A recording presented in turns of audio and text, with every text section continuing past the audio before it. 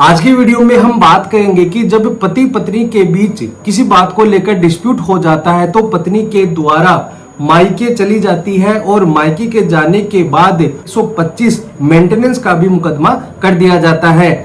इसी के साथ ही पति के द्वारा पत्नी को लाने के लिए फैमिली कोर्ट में सेक्शन 9 के तहत एक केस किया जाता है और वह केस पति के फेवर में यानी पक्ष में आदेश कर दिया जाता है। तो ऐसी स्थिति में क्या पति को उसके बाद भी मेंटेनेंस की राशि देनी पड़ेगी? इसी के बारे में कर्नाटक हाईकोर्ट का अभी 10 मार्च 2023 को एक जजमेंट आया है और हाईकोर्ट ने पत्नी को क्या कहा है और क्या टिप्पणियां की है। तो बने रहे वीडियो के अंत तक। मैं हेमंत सैनी एडवोकेट और आप देख रहे हैं हेमंत LLB लॉ।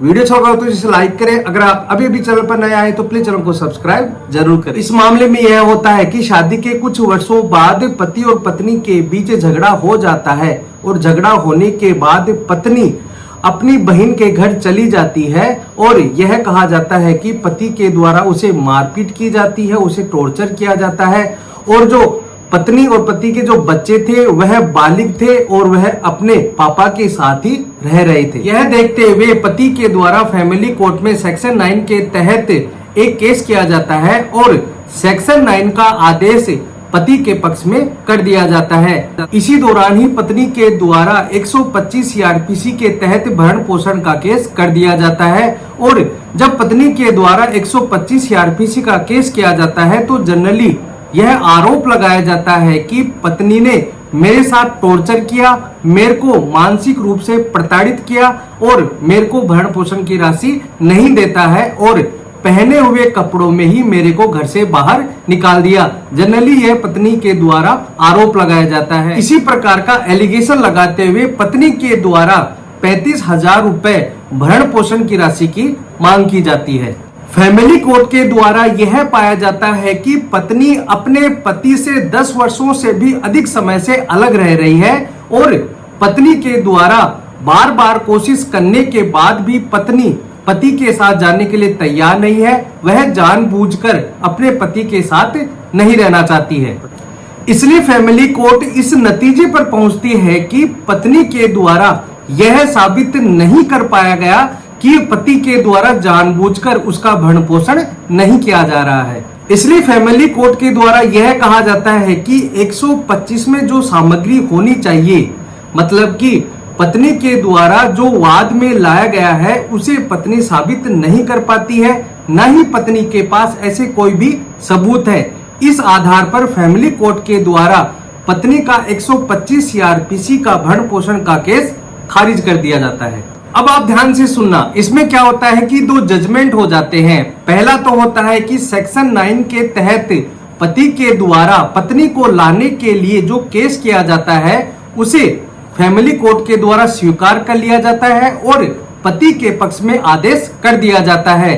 साथ ही पत्नी के द्वारा जो 125 सीआरपीसी के तहत मेंटेनेंस का केस किया गया था उसे खारिज कर दिया जाता है। तो ये दो केस हो जाते हैं, इनकी अपील की जाती है हाई कोर्ट में। अब फाइनली हाई कोर्ट के द्वारा क्या जजमेंट दिया जाता है और क्या टिप्पणी की जाती है, आप ध्यान से सुनना। हाईकोर्ट के सामने दो अलग अलग चीजें दाखिल की जाती हैं।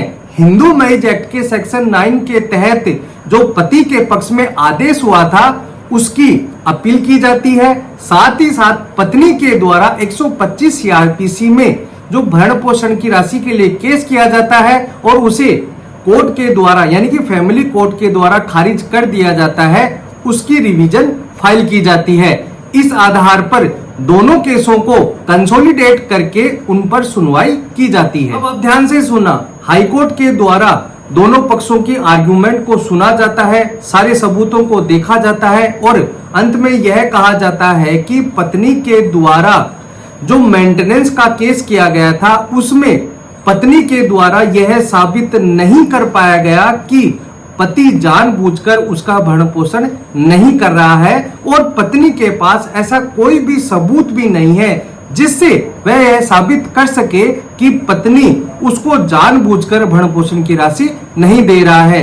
साथ ही फैमिली कोर्ट के द्वारा पति के पक्ष में सेक्शन 9 का जो केस किया गया था उसके आधार पर भी हाईकोर्ट के द्वारा यह कहा जाता है कि पति अपनी पत्नी को लाने के लिए भरसक प्रयास किए थे, बार बार उसे निवेदन किया गया था, फिर भी पत्नी 10 वर्षों से भी अधिक समय से पति के साथ नहीं रह रही है और वह अपनी बिना उचित कारण के पति के साथ रहने से मना करती है और वह उसके साथ नहीं रहना चाहती है।